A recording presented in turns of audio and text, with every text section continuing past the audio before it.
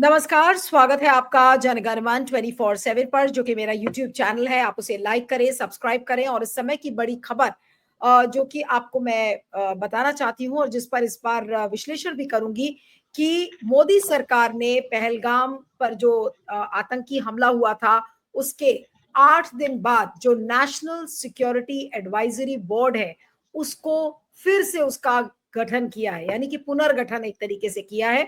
और जो खबरें आ रही हैं, the government has reconstituted the national security advisory board and appointed the former रॉ chief Alok Joshi as its chairman. यानी कि जो नेशनल सिक्योरिटी एडवाइजरी बोर्ड है, उसके जो चेयरमैन अभी नए नए बने हैं, उनका नाम है आलोक जोशी। और आलोक जोशी पूर्व रॉ के प्रमुख रह चुके हैं।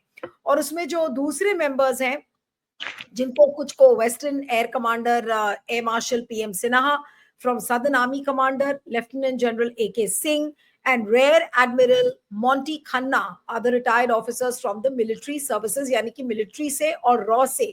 अब इस पूरे जो नेशनल सिक्योरिटी एडवाइजरी बोर्ड को बनाया गया था, और इस बोर्ड का ये उद्देश्य था कि राष्ट्रीय सुरक्षा से जुड़े हुए मुद्दों पर मोदी सरकार को और केंद्र सरकार को वो अपनी राय दे, मशविरा दे। लेकिन क्योंकि इसका पूरा पुनर्गठन हो रहा है, यानी कि प्रमुख को भी बदला गया है, उसके मेंबर्स को भी बदला गया है, तो हम समझने की कोशिश करेंगे कि आखिर एनएसएबी को पूरी तरह से रिकॉन्स्टिट्यूट करने का क्या मतलब है।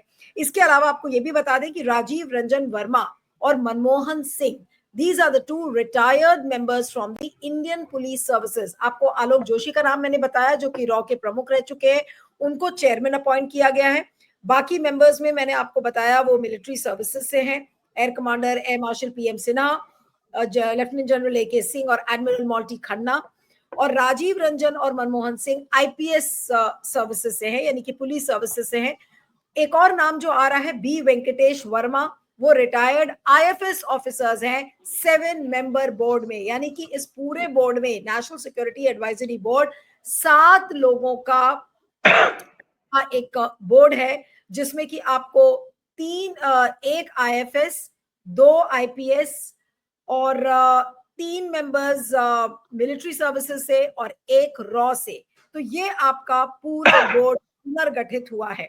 अब एनएसएबी के बारे में क्या कहा जाता है? National security advisory board is a multi disciplinary body, यानी कि उसमें आपको रॉ के, यानी कि इंटेलिजेंस के चीफ भी मिलेंगे, उसमें आपको मिलिट्री के भी लोग मिलेंगे, उसमें नेवी के लोग मिलेंगे, उसमें IFS, IPS. It's a multidisciplinary body comprising persons of eminence from outside the government, with the principal function of providing long-term analysis to the National Security Council and recommending solutions and policy options to the issues raised by them। यानी कि राष्ट्रीय सुरक्षा से जुड़े हुए जितने भी सवाल हैं, उनके सुझाव, उनके रिकमेंडेशंस बहुत मैटर करते हैं, उसको मोदी जी ने बदल दिया है। इसके अलावा this decision comes after prime minister held a cabinet committee on security.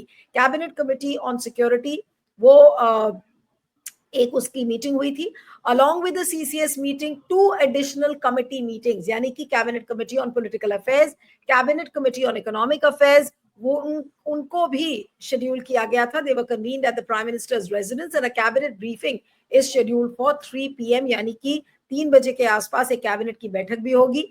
The Cabinet Committee on Security last met on April 23rd and was briefed in detail on the terrorist attack in Pahalgam, in which 25 Indians and 1 Nepal citizen were killed। अब ये जो national security advisory board है, जिसको पूरी तरीके से फिर से पुनर्गठित किया गया है, आज इसके मायने हम समझने की कोशिश करेंगे। और इस समय जो बड़े सवाल इस समय खड़े करने वाले हैं और समझने के लिए भी वो क्या हो सकते हैं, हमारे साथ independent media analyst Siddharth Sharma इस समय जुड़ रहे हैं। सिद्धार्थ, आपका बहुत बहुत स्वागत है। Thank you so much for joining. इसके पहले कि मैं आपसे सवाल करूं, एक ट्वीट आपको दिखाना चाहती हूं एएनआई का, और उस एएनआई के ट्वीट में उन सारे ऑफिसर्स के नाम का जिक्र है। और अभी ये कुछ ही देर पहले ये खबर आई है, अगर आप उस ट्वीट को अगर आप ध्यान से देखेंगे तो उसमें उन सारे लोगों के नाम शामिल हैं, जिसमें फॉर्मर रॉ chief Alok Joshi is been appointed as the chairman, former western air commander air marshal PM Sinha, former Southern Army Commander Lieutenant General A.K. Singh, and Rear Admiral Monty Khanna are the retired officers from the military services. Rajiv Ranjan Verma, Manmohan Singh are the 2 retired members of the Indian Police Service, and B. Venkatesh Verma is the retired IFS in the 7-member board.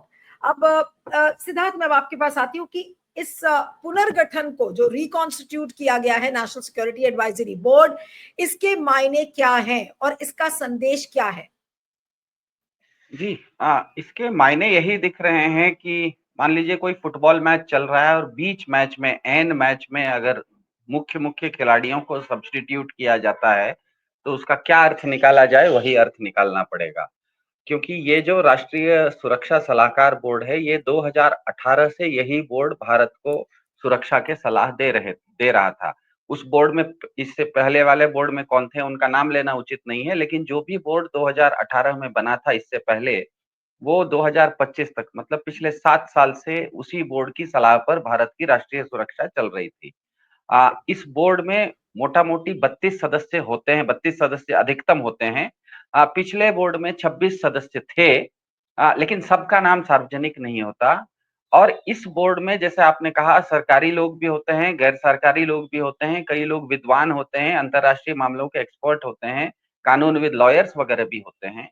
और ये सलाहकार board करता क्या है, इसका सबसे एक महत्वपूर्ण उदाहरण ये है कि 2001 में भारत ने जब अपना न्यूक्लियर डॉक्ट्रिन घोषित किया, मतलब भारत, हमको पता है, जब परमाणु संपन्न देश हो गया उसके बाद उसने अपनी परमाणु नीति सार्वजनिक की, पूरी दुनिया को बताया कि ये हमारी परमाणु नीति रहेगी। तो वो परमाणु नीति भारत की जो अंतर्राष्ट्रीय रूप से सार्वजनिक है कि भारत की ये सुरक्षा नीति है, परमाणु सुरक्षा नीति, वो नीति इसी राष्ट्रीय सुरक्षा सलाहकार बोर्ड ने ही सुझाव दिया था और उसी को भारत सरकार ने माना, और वही अब अंतर्राष्ट्रीय स्तर पर भारत का स्टैंड है।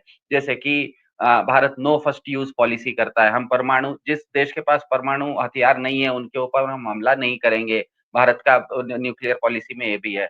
भारत की न्यूक्लियर पॉलिसी में ये भी है कि हमारे पास परमाणु संपन्न जो अस्त्र होंगे वो सेना के पास भी होंगे, हवाई भी, मतलब हवाई भी होंगे, और पानी में भी होंगे, मतलब एयर, लैंड एंड सी, हमारे पास तीनों तरह के डिटरेंस होंगे। तो इस तरह की जो बातें हैं कि भारत की जो परमाणु नीति है वो इस राष्ट्रीय सुरक्षा सलाहकार बोर्ड इतना प्रमुख बोर्ड है।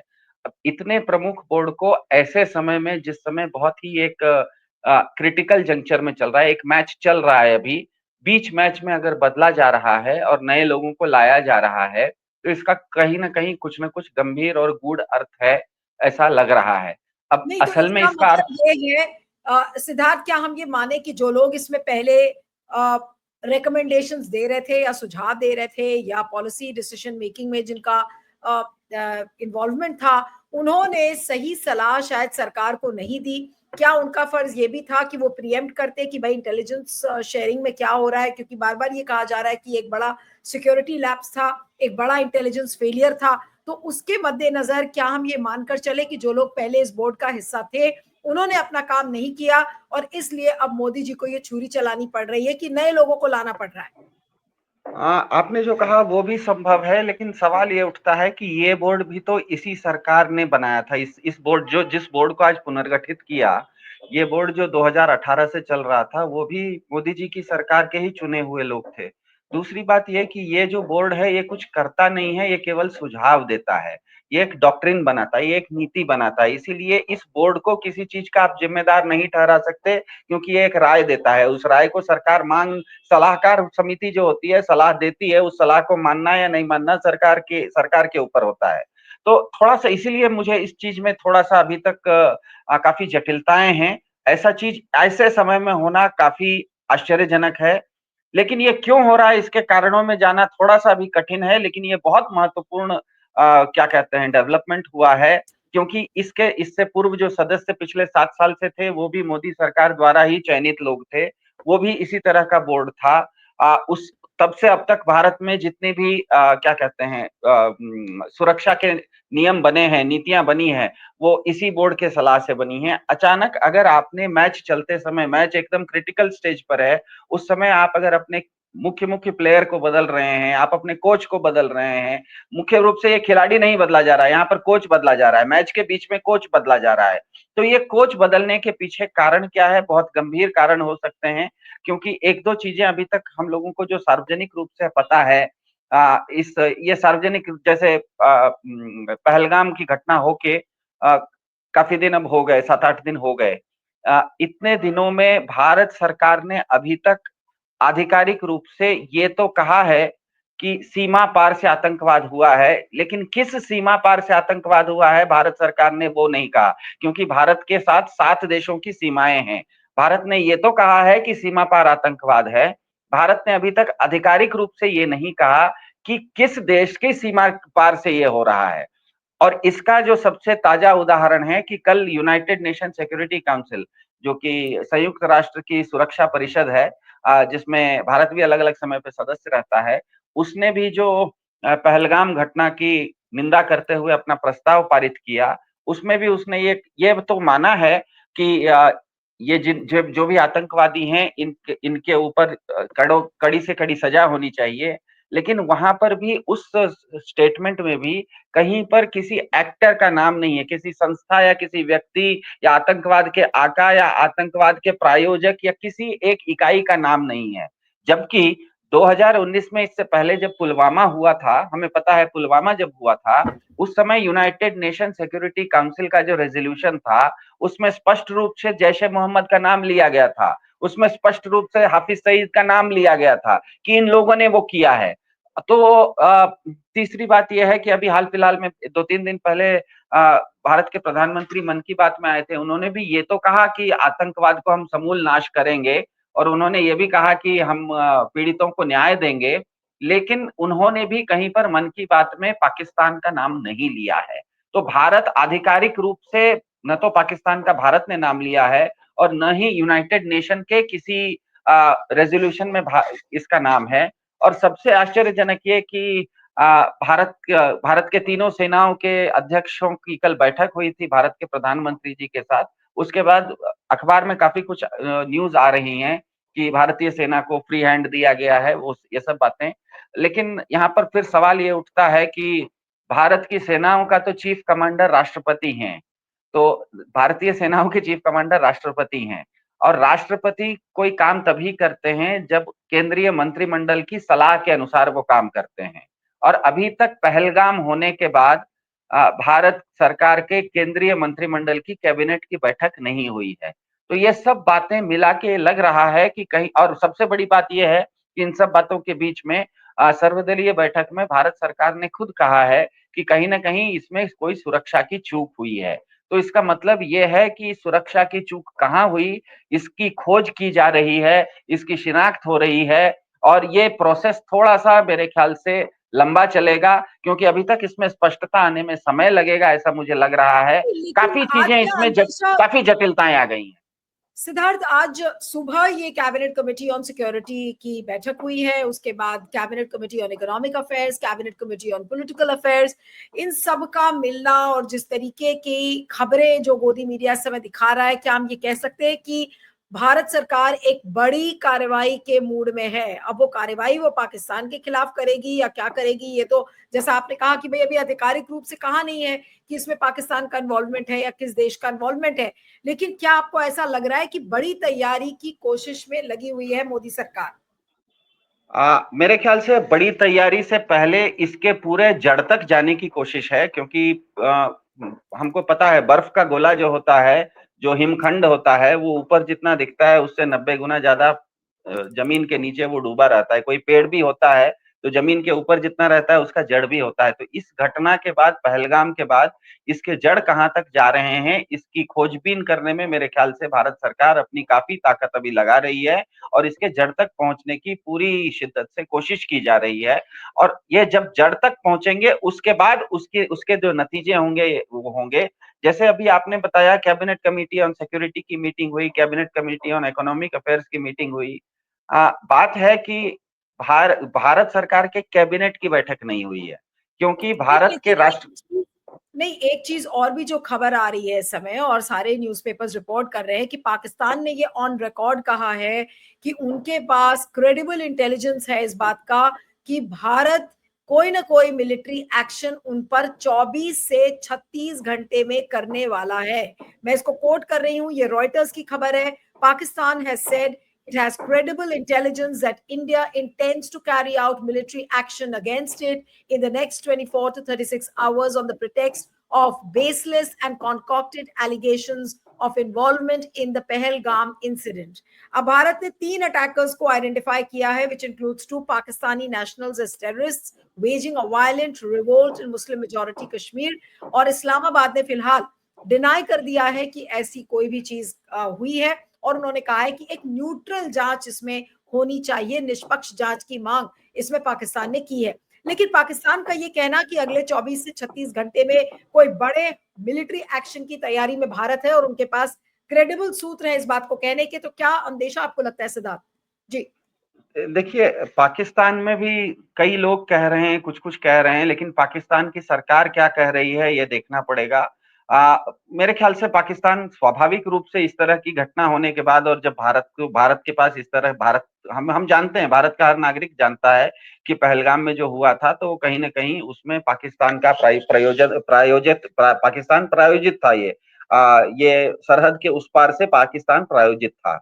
इसीलिए पाकिस्तान इस विषय को बहुत जोर-शोर से उठाएगा, और ये भी संभव है कि उनके पास किसी तरह की इस तरह की जानकारी हो। हमें ये भी पता है कि पहलगाम होने के बाद बॉर्डर पर, अंतर्राष्ट्रीय सीमा पर फायरिंग की घटनाएँ बढ़ी हैं। भारत की ओर से भी काफ़ी फायरिंग हो रही है। मैं सबसे बड़ी एक सेकंड के लिए आपको रोक रही हूँ, दर्शकों को बस जानकारी के लिए बताना चाह रही हूँ कि ये जो जानकारी पाकिस्तान की तरफ से आ रही है, ये पाकिस्तान के इंफॉर्मेशन मिनिस्टर हैं अतातुल्ला तरार, उन्होंने क्लेम किया है कि क्रेडिबल इंटेलिजेंस है of an attack by India within next 24 to 26 hours. Pakistan continued to violate ceasefire along the line of control, initiated unprovoked small arms fire during the intervening night of April 29th and 30th. And according to the Indian Army, troops responded swiftly and proportionately. ये बात अतातुल्ला तरार जो कि information minister हैं उनका ये कहना। जी सिद्धार्थ। हाँ जी, जी। जैसे ही पहलगाम हुआ था, उसके बाद भारत ने जैसे ही सिंधु नदी समझौते से अपने आप को निलंबित किया था, आपको याद होगा पाकिस्तान ने भी शिमला समझौते से अपने आप को बाहर कर लिया।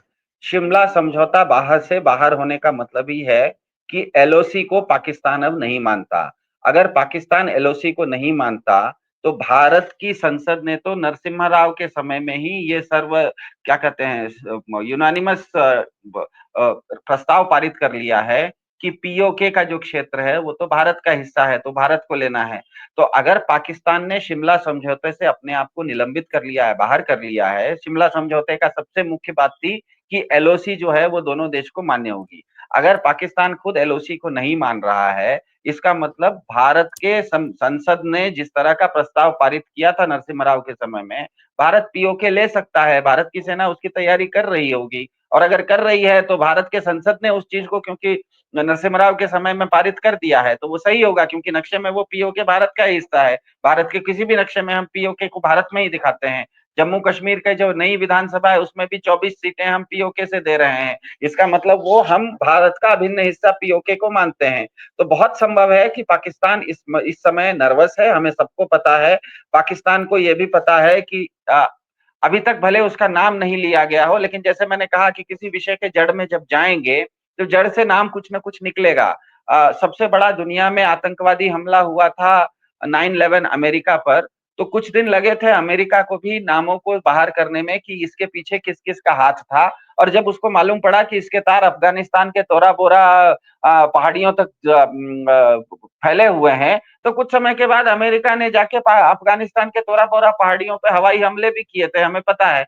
तो होता यह है कि आतंकवाद की कभी भी कोई घटना होती है तो आतंकवादियों का एक मोडस ऑपरेंडी होता है कि वो जहां पर आतंकी की घटना को अंजाम देते हैं उसके बाद किसी दूसरे क्षेत्र में वो भाग जाते हैं।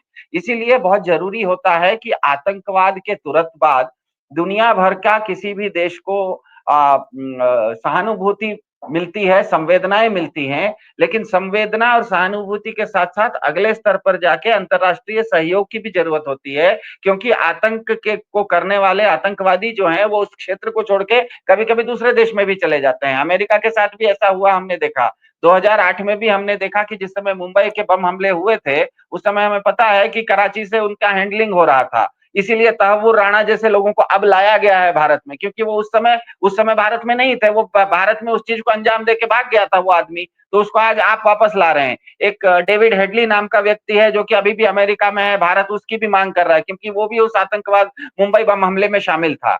तो होता यह है कि आतंकवादी क्योंकि घटना को अंजाम देने के बाद दूसरे क्षेत्र में चले जाते हैं, इसीलिए बहुत जरूरी हो जाता है कि अंतरराष्ट्रीय स्तर पे जिसके खिलाफ भी आतंकवाद की घटना हुई है, जो पीड़ित देश है, उस पीड़ित देश को स्वाभाविक रूप से आतंकवाद की घटना होते ही शुरुआत में तो दुनिया भर की सहानुभूति मिलती है, लेकिन आगे जाके उनको दुनिया भर का समर्थन भी मिलना शुरू होता है। और ये समर्थन मिलने के लिए मेरे ख्याल से भारत सरकार पूरी तरह से कोशिश कर रही है, इस विषय के जड़ तक जा रही है, क्योंकि समर्थन का मतलब है कि उन आतंकवादियों का शिनाख्त होना, वो आज कहाँ है बताना। उदाहरण के लिए 25 साल पहले जब कारगिल में पाकिस्तान की सेना घुस गई थी, उस समय पाकिस्तान ने तो शुरुआत में कह दिया था कि हमारे लोग नहीं है। उस समय की अटल बिहारी वाजपेयी सरकार ने पाकिस्तान के उस समय के सेना के जनरल मुशर्रफ की ऑडियो टेप्स को सार्वजनिक कर दिया कि देखिए ये ऊपर से तो पीछे सामने तो कह रहे हैं कि हमारे लोग नहीं है, लेकिन उनके सेना का जनरल खुद फोन पे कह रहा है कि ये तो मेरे लोग हैं। जब उस तरह का प्रमाण प्रस्तुत किया गया, तभी हमको याद है कि व्हाइट हाउस में नवाज शरीफ को बुला के लताड़ा गया, और उसके बाद जो कारगिल का युद्ध हुआ उसमें भारत की सेना जीती। और हमें पता है कि उस समय दुनिया भर के कोई भी देश पाकिस्तान की मदद करने नहीं आए थे, पाकिस्तान अकेला थकेला पड़ गया था, बिल्कुल आइसोलेट हो गया था। भारत अपनी पूरी ताकत से करगिल को वापस लिया। तो आने वाले समय में भी इस तरह का घटनाक्रम चलेगा। हमें पता है इससे पहले भी 1971 में भी जिस समय बांग्लादेश का युद्ध हुआ था, उससे पहले इंदिरा गांधी ने काफी देशों में जाके लोगों से बातचीत की। एक आपको अंतरराष्ट्रीय राय अपने पक्ष में बनानी पड़ती है। मुझे लग रहा है कि भारत सरकार उस अंतरराष्ट्रीय राय को अपने पक्ष में बनाने की अभी पुरजोर कोशिश कर रही है। यूनाइटेड नेशन का जो अभी कल का जो रेजोल्यूशन है, वो भी ये बताता है कि उसने आतंकवादियों के भले उन्होंने पाकिस्तान का नाम नहीं लिया हो, लेकिन भारत के साथ आतंकवाद की घटना हुई है, and terrorism in all its forms has to be defeated. मतलब आतंकवाद किसी भी रूप में हो, उसको हराया जाना जरूरी है, और जिसने भी आतंक की घटना की है उसको सजा दिलवाना जरूरी है। ये यूनाइटेड नेशन के भी क्या कहते हैं रेजोल्यूशन से स्पष्ट है। इसका ठीक मतलब है, ये है लेकिन कि ये चीज हाँ, एक डेवलपिंग स्टोरी है। हाँ, ठीक है। तो आज दो बड़े डिसीजंस लिए गए हैं। एक जो नेशनल सिक्योरिटी एडवाइजरी बोर्ड है उसका पुनर्गठन किया है। उसके कई मायने हो सकते हैं कि हो सकता है कि मोदी जी सरकार खुश ना हो जिस तरीके के डिसीजंस उस बोर्ड ने लिए हैं, और अब इसको पुनर्गठित किया गया है, और जो आलोक जोशी जिन जो पूर्व प्रमुख है उनको लाया गया है चेयरमैन बनाकर। और एक ऐसे दिन में जब कैबिनेट कमेटी ऑन सिक्योरिटी हुई, cabinet committee on political affairs, cabinet committee on economic affairs, और पाकिस्तान का ये दावा कि उनके पास क्रेडिबल इंफॉर्मेशन है कि अगले 24 घंटे से 36 घंटे के अंदर भारत उन पर मिलिट्री स्ट्राइक कर सकता है। तो क्या भारत वाकई में एक बड़े एक्शन की तैयारी में लग रहा है? क्या उस चीज को लेकर यह अंदेशा दिखता है? बहुत संक्षेप में अंत में। जी जी सिद्धार्थ। हाँ, बहुत संक्षेप में नीलू जी, ऐसे समय में थोड़ा सा लोगों को अपना मानसिक संतुलन और समझदारी बनाई रखनी पड़ती है। पूरी दुनिया आज परिचय के भ्रम से गुजर रही है। व्यवस्था के बदले हम लोग व्यक्ति पर जोर अधिक दे रहे हैं। रात में 8 बजे कोई लॉकडाउन कर देता है, रात में 8 बजे आके जब कोई नोटबंदी कर देता है, तो हमें लगता है कि व्यक्ति प्रमुख है। लेकिन इस देश में नहीं, पूरी दुनिया में व्यवस्था प्रमुख है। उदाहरण के लिए भारतीय सेना के कमांडर भारत के राष्ट्रपति हैं, और भारत के राष्ट्रपति केवल और केवल भारत सरकार के मंत्रिमंडल की सलाह के अनुसार काम करते हैं। हमें सबको पता है राष्ट्रपति मंत्रिमंडल की सलाह के अनुसार काम करते हैं। सेना के मुख्य कमांडर राष्ट्रपति हैं। अभी तक पहलगाम हमला होने के बाद भारत के सरकार के केंद्रीय मंत्रिमंडल की बैठक अभी तक नहीं हुई है, शायद आज होने वाली है। मेरे ख्याल से आने वाले समय में अगर ये सैनिक, जिसको कहते हैं मिलिट्री ऑप्शन की ओर जाने की संभावना अगर दिखती है, तो हमें राष्ट्रपति भवन की तरफ से निकलने वाले प्रेस रिलीजेस पे ध्यान रखना चाहिए, क्योंकि राष्ट्रपति भवन का भी अपना एक प्रेस रिलीज होता है। कोई भी एक कानून बनता है, एक रातों रात भारत सरकार कोई अध्यादेश भी लाती है, तो उसको सबसे पहले राष्ट्रपति सिग्नेचर करते हैं, तभी वो कानून बनता है। तो हमें पता है कि भारतीय सेना जो है उसके कमांडर भारत के राष्ट्रपति हैं, और भारत के राष्ट्रपति केंद्रीय मंत्रिमंडल की सलाह के अनुसार ही चलते हैं। केंद्रीय मंत्रिमंडल की बैठक अभी तक, पहलगाम के बाद केंद्रीय मंत्रिमंडल की कैबिनेट की मीटिंग अभी तक नहीं हुई है, वो शायद आजकल में होने वाली है। तो मेरे ख्याल से अगले 1-2 दिन में हमें पता लगेगा कि अगर भारत सरकार की कैबिनेट की बैठक हुई उसने राष्ट्रपति को क्या सुझाव दिए, सुझाव क्या दिए वो तो सार्वजनिक नहीं होगा, लेकिन कैबिनेट की बैठक होगी तो स्वाभाविक है कि वो राष्ट्रपति तक जाएगी। उसके बाद राष्ट्रपति भवन से निकलने वाले जो भी कम्युनिकेस हैं या उनके प्रेस रिलीजेस हैं, उस पर ज्यादा ध्यान रखना है। मेरे ख्याल से अगर भारत और किसी भी देश के साथ भारत अगर किसी भी मिलिट्री ऑप्शन की तरफ मुड़ता है तो हमें राष्ट्रपति भवन की तरफ से इसकी आधिकारिक सूचना मिलने की संभावना अधिक है। हमारा हमारा हमारा मतलब हमारा ये सूचना राष्ट्रपति भवन से आएगी, दूसरे किसी सोर्स से आ नहीं सकती। भारत अगर पाकिस्तान पर हो या कहीं पर भी हो, किसी भी तरह का सैनिक अगर कार्रवाई कहीं भी होने वाली है तो वो सैनिक कार्रवाई राष्ट्रपति भवन के सहमति से ही होगी, उन्हीं के आशीर्वाद से होगी और उन्हीं से हमें जानकारी भी मिलेगी, कोई दूसरा सोर्स नहीं हो सकता है। बिल्कुल, चलिए आपका बहुत बहुत शुक्रिया Siddharth, thank you so much for joining, thank you.